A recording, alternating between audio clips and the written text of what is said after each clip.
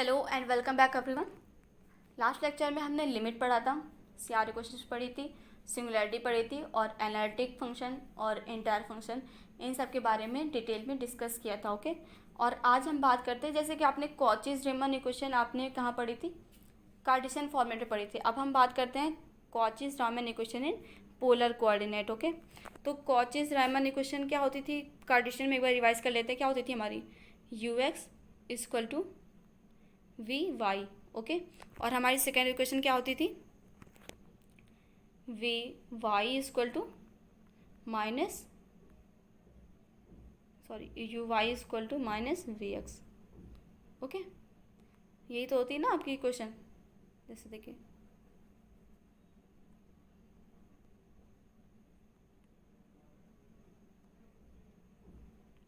You x equal to v y होता था, और क्या होता था सेकेंड हमारी क्या होती थी, u y equal to minus v x. Okay, ये तो हमारा होता था कार्टेशियन फॉर्मेट में।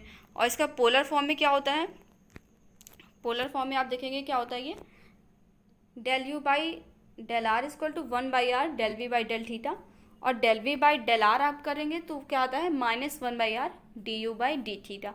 तो बेसिकली आप देखेंगे आपको 1/r अलग से आ रहा है और सारी चीज़ें वही सेम टू सेम है। ओके, तो हमारा क्या हो जाएगा, ये Cauchy's Riemann equation in polar coordinate.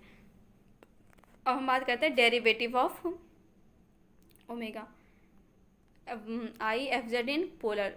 अभी तक तो आपने एफ जेड पढ़ा था कार्टेशियन में, एफ डैश जेड। अब हम एफ डैश जेड की वैल्यू पोलर कोऑर्डिनेट भी देख लेते हैं। तो आपकी यहाँ पे वैल्यू क्या आएगी, del omega by del z equal to cos theta minus i sine theta, del omega by del r. और सेकेंड, और इसको आप क्या कह सकते हैं, ये तो हमारी आर के टर्म में हो गई, और थीटा के टर्म में कैसे करेंगे, del omega by del z equal to minus i by r cos theta minus i sine theta d omega by d theta. Okay, तो आप यार इन सब पॉइंट्स को ना आप अपनी कॉपी में, जिसको मैं हाईलाइट करते जा रही हूँ, आप इसको अपनी नोट्स में भी लिख सकते हो, जिससे आपको अच्छे से वीडियोस समझ में आए और आपको दोबारा बस आपको रिवाइज करना होगा, और सारे फॉर्मूलेस आप इस वीडियो से यार बहुत अच्छे से रिवाइज कर सकते हो। ओके, ना हम बात करते हैं यार हार्मोनिक फंक्शन की।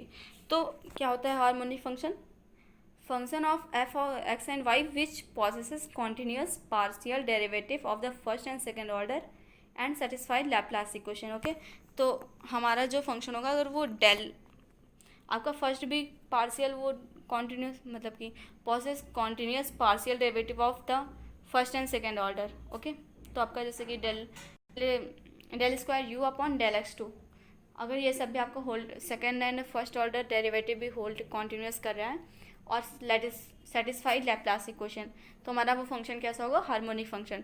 तो यार बेसिकली इसी को कहते हैं हम लैप्लास इक्वेशन, इसी को कहते हैं। ओके, ये हमारा लैप्लास इक्वेशन होता है कि अगर देखिए if f of z equal to you plus I v is an analytic function, then u and v are both harmonic function. Okay, तो हम क्या करेंगे, del two u upon del square u upon del x two plus del square u upon del y two. Okay, del two u x upon del x to,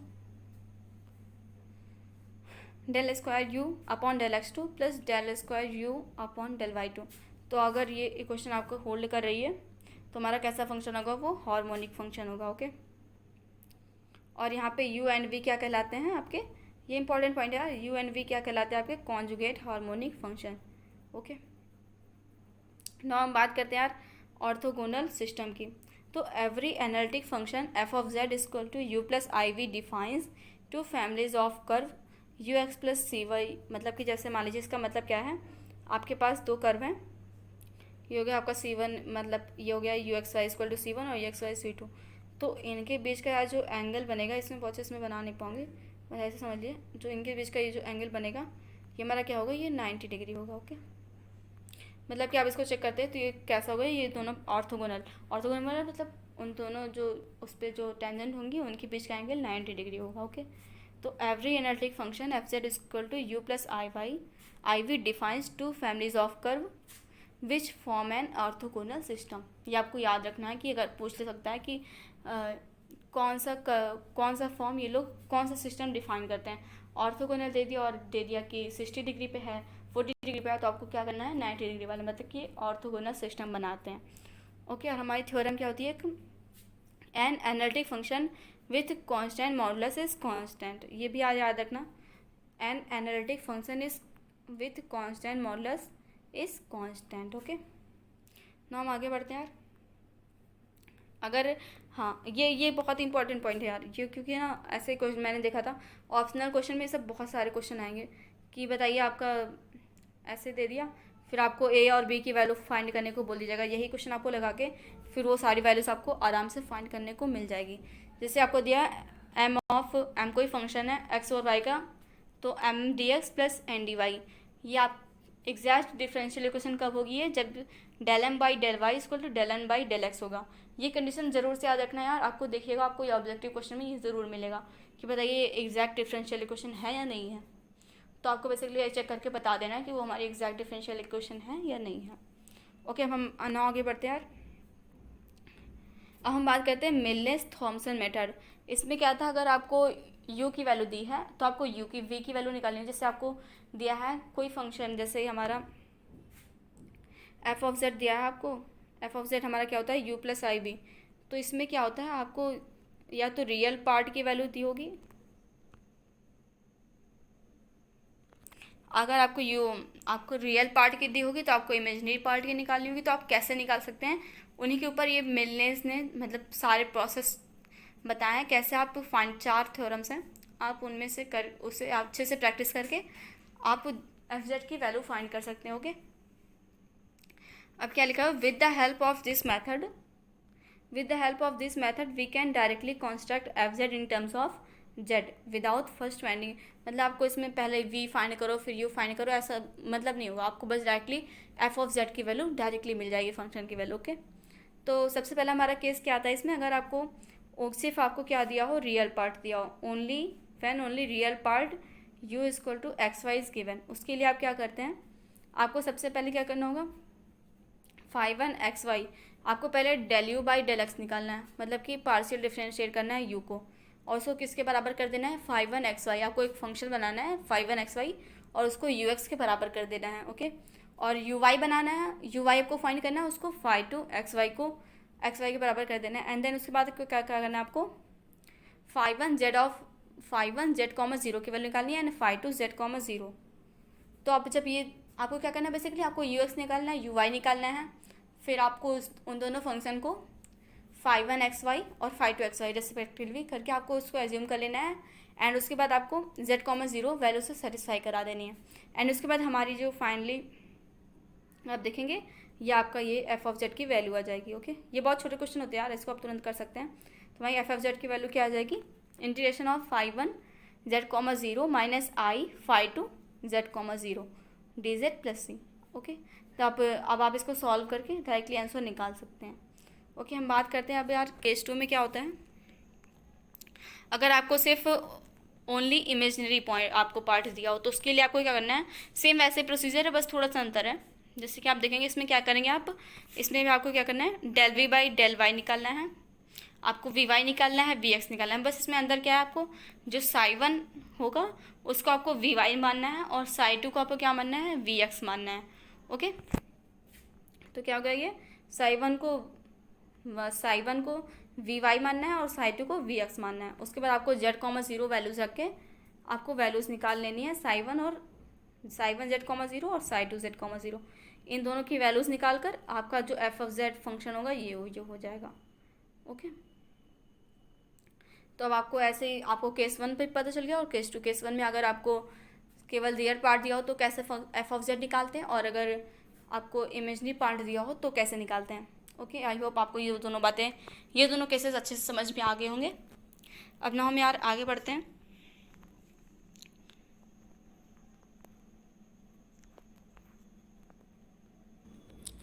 और हमारा third case आ जाता है यार, मान लीजिए आपको u माइनस वी की value दी है। ओके, तो अब आपको कैसे फाइंड करना है वो इस बात पे हम डिस्कशन करेंगे। तो सबसे पहले आपको क्या करना है, f z equal to u y दिया है, यू प्लस आई वाई दिया है, आपको एज्यूम करना है कि हमारा एफ जेड क्या है, यू प्लस आई वी है। ओके, आपको सबसे पहले एज्यूम क्या करना है, f z equal to you plus I v, फिर इसको आपको आई से मल्टीप्लाई कर देना है दोनों साइड में, तो हमारा क्या हो जाएगा, आई ऑफ जेड क्या हो जाएगा, आई यू माइनस वी। ओके, तो हम इसके बाद क्या करेंगे, दोनों को ऐड कर देंगे। ऐड कर देंगे तो यार हमारा ये आ जाएगा 1+i(f(z) equal to u minus v plus I v plus u. अब आपको देखिए, आपको पहले अब यही जो आप ये जो आपकी मेन इक्वेशन होती है ना, अब इसके ऊपर क्वेश्चन बन जाते हैं। आपको सबसे पहले ये दे दिया जाएगा, एक केस में आपको u माइनस वी दे दिया जाएगा और एक केस में v प्लस यू। तो हमारा थर्ड केस तो यही है u प्लस वी वाला। ओके, आपका थर्ड केस देखेंगे तो ये है, और फोर्थ वाला केस ये होगा जब आपको v प्लस यू दिया हो। तो इसके लिए आप क्या करते हैं, ये जो हमारा ये पूरा टर्म है, इस पूरे टर्म्स को हम एफ मान लेते हैं और u माइनस वी को हम कैपिटल U मान लेते हैं, और ये देखिए आप v प्लस यू को कैपिटल V मान लेते हैं। ओके, तो अब आपसे फिर से वही दे दिया है यार, आपको फिर से u की वैल्यू दी है। तो जब u की वैल्यू दी है तो आपको पता ही है आपको क्या करना है, φ1xy को ux मानना है और φ2 को uy मानना है। उसके बाद आपको बस इसमें z,0 रखकर और φ2 z,0 रखकर इसकी वैल्यू निकाल लेनी है दोनों की। ओके, उसके बाद क्या करना है, f(z) की वैल्यू आपकी डायरेक्टली यहाँ से इसे क्वेश्चन निकल जाएगी। आप पॉज करके इस फॉर्मूले को नोट कर सकते हैं। ओके, तो भाई f(z) की वैल्यू ऐसे निकल आएगी। एंड देन उसके बाद अब आपको ये कैपिटल f(z) मिला, आपको तो ये निकालना था, आपको क्या निकालना था, ये वैल्यू को निकालनी है ना, सॉरी, आपको तो ये वाली वैल्यू निकालनी है। तो आपको क्या करना होगा, f(z) 1+i, ये देखिए आपको ये वैल्यू निकालनी है ना, सॉरी ये वैल्यू निकालनी है। तो अब आपको f(z) की वैल्यू कैसे मिलेगी, इसमें क्या करना होगा आपको, capital f(z) divided by 1+i। Okay, बस आपको यही करना है। तुम्हारा क्या हो जाएगा, f(z) की वैल्यू कैसे निकल आएगी, ये आ जाएगी mod f(z) capital f(z) upon 1+i। अब आपको जैसे कि मैंने बताया था फोर्थ केस आपका यही हो गया। फोर्थ केस कैसे आया, ये देखिए इस वाले से। अब आपको क्या दिया हुआ है, आपको ये वाली वैल्यू दी है। ओके, अब आपको v प्लस यू दिया है। अब इसको कैसे फाइंड करते हैं, अब आपको क्या दिया है, v दिया हुआ है। ओके, याद रखिएगा, अब आपको v दिया हुआ है तो आप क्या करेंगे, ψ1x, y को vy मानते हैं और ψ2 को क्या मानते हैं, vx मानते हैं। ओके, उसके बाद आपको ψ1 z,0 की वैल्यू निकालनी है एंड ψ2 z,0 की वैल्यू निकालनी है। और उसके बाद हमारा f(z) क्या हो जाएगा, integration of φ1 z,0 plus I φ2 z,0 और dz प्लस c। ओके, उसके बाद हमारा बेसिकली f(z) की वैल्यू सिंपली आ जाएगी f(z) upon 1+i। I hope आपको ये चारों केसेस अच्छे से समझ में आए होंगे, और नहीं समझ में आया एक बार फिर से आप वीडियो को देख सकते हैं और सारे फॉर्मूलेस आप अपने नोट्स में लिख सकते हैं। और बस ये 4 थर्म्स थी, मतलब आपको 4 केसेस मिलेंगे, आप इनमें से कोई भी केस अप्लाई करके आपको जो क्वेश्चन पूछा है उसके अकॉर्डिंग आप उसको सॉल्व कर सकते हो। ओके, ना यार आगे बढ़ते हैं हम लोग।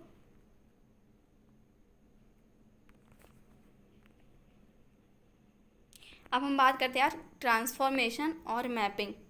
तो ट्रांसफॉर्मेशन और मैपिंग क्या होती है, अब आपको देखिए जैसे दिया है the omega equal to f(z), और ओमेगा क्या हमारा u प्लस आई वी का फंक्शन है और हमारा f(z) क्या है, वो x प्लस आई वी का फंक्शन है। तो आप देखते हैं कि x और y की वैल्यू डिपेंड करे, x और y की वैल्यू पे हमारा u और v की वैल्यू डिपेंड करेगा।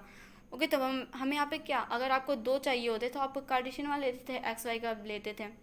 और आपको 3 ऑर्डिनेट से अगर आपको एक्स वाई जेड 3 की वैल्यू दिया तो आप 3 ऑर्डिनेट सिस्टम में कर लेते थे। अब आपको यहाँ पे 4 ऑर्डिनेट दिए हैं, तो आप यहाँ पे क्या करेंगे, आप 2 लेंगे। एक हमारा क्या होगा, एक हमारा होता है इसमें जेड प्लेन और एक होता है हमारा जेड प्लेन हो गया, एक हमारा होता है ओमेगा प्लेन।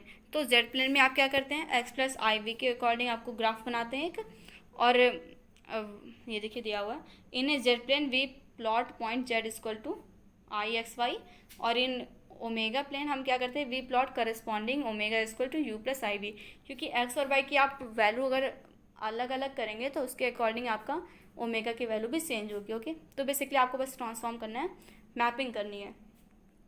तो हम जैसे कि क्वेश्चन में हमारा है omega equal to Z plus I Y, omega equal to Z plus 1 minus I. तो आपको ये क्वेश्चन में दिया रहेगा कि आपको एक्स इक्वल टू 0, ये आपको दिया रहेगा पॉइंट्स, आपको इसके अकॉर्डिंग निकालना है, x equal to 0, y equal to 0, x equal to 1 and y equal to 2। तो आप इसको आप क्या करेंगे, ओमेगा की वैल्यू क्या होती है हमारी, यू प्लस आई वी होती है, और जेड की वैल्यू क्या होती है, एक्स प्लस आई वी, और 1 माइनस आई यहाँ पे लिखा हुआ है।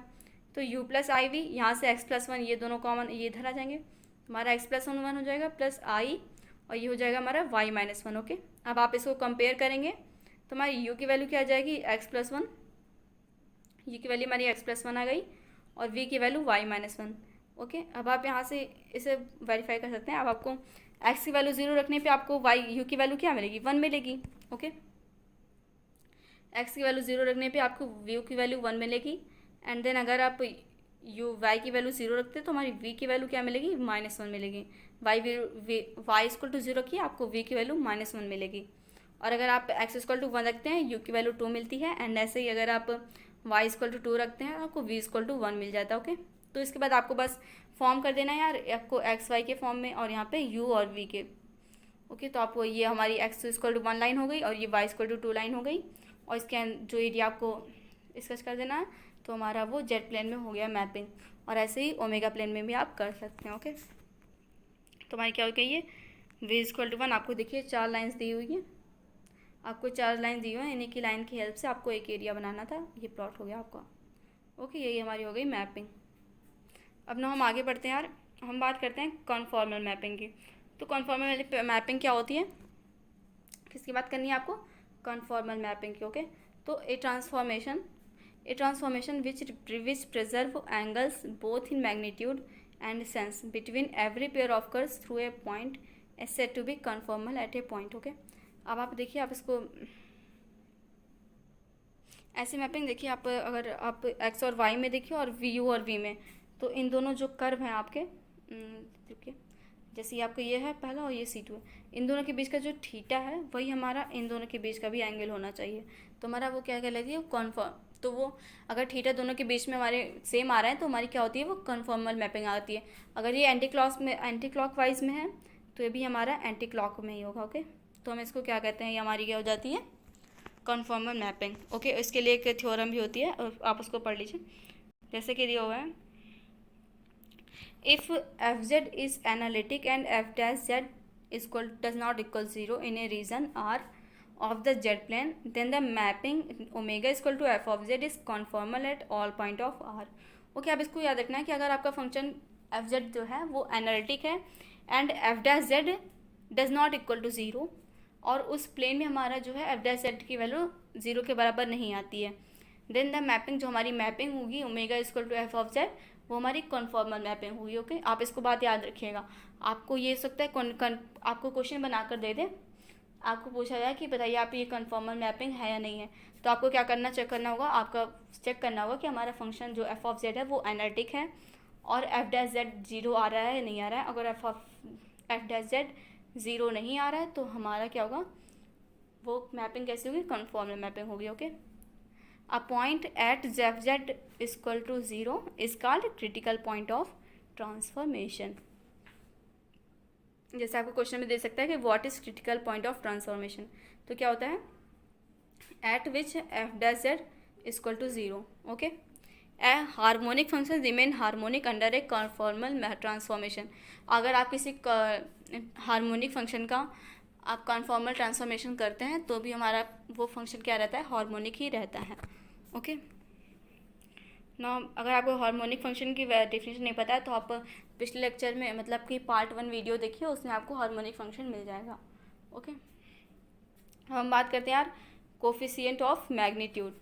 तो कोफिशिएंट ऑफ मैग्नीट्यूड क्या होता है, COM, मतलब कि coefficient of magnitude. Okay, COM, coefficient of magnitude for the conformal transformation omega is equal to f of z at z is equal to alpha plus I beta is given by f dash alpha plus beta। Okay, ये बात याद रखिएगा, ऐसा आपको बहुत सारे question, ये छोटे छोटे पॉइंट से यार क्वेश्चन बन जाएंगे, और जब आपको वो पॉइंट ही नहीं होंगे, याद पता ही नहीं होंगे, तो आप कहाँ से वो वैल्यूज़ निकालेंगे।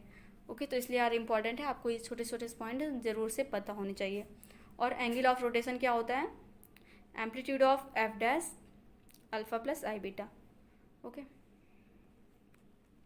ओके देन फ्रेंड्स, इसके लिए आज के लिए इतना ही है। उसके बाद हम कल के लेक्चर में क्या क्या पढ़ेंगे, देखिए सर के जो ट्रांसफॉर्मेशन हमारे स्टैंडर्ड होते हैं, जैसे कि ट्रांसलेशन हो गया, और सेकंड हमारा होता है रोटेशन, एंड थर्ड हो गया कि मैग्नीफिकेशन एंड इन्वर्जन। बस एक कुछ टॉपिक्स बाकी हैं, बाइलिनियर ट्रांसफॉर्मेशन बचा है, और इसके बाद एक और क्रॉस रेशियो। बस इतने टॉपिक्स हैं, ये हम कल के लेक्चर में एक और मतलब कि आपको यूनिट 4 में आपके 3 पार्ट के वीडियो होंगे, आपको तीनों देख लेनी है। ओके, अगर आपने कोई भी वीडियो नहीं देखी हुई है तो लिंक आपको डिस्क्रिप्शन बॉक्स में मिल जाएगी, एंड ऊपर आई बटन में भी आपको उस प्लेलिस्ट की लिंक मिल जाएगी। प्लेलिस्ट में आप जाकर सारे वीडियोस को, और हाँ बात ये अच्छी यार, मैंने सबके जो कवर थंबनेल हैं उसमें अलग अलग कलर यूज़ किया है। ओके, तो आपको जहाँ से कलर में डिफरेंस नज़र आए तो मान लीजिए आपको वो यूनिट नई स्टार्ट होने जा रही है। ओके, और हाँ, अगर आपको वीडियो अच्छी लग रही है यार तो प्लीज़ लाइक करना बिल्कुल ना भूलें और चैनल को भी सब्सक्राइब कर दें। Okay friends, thank you.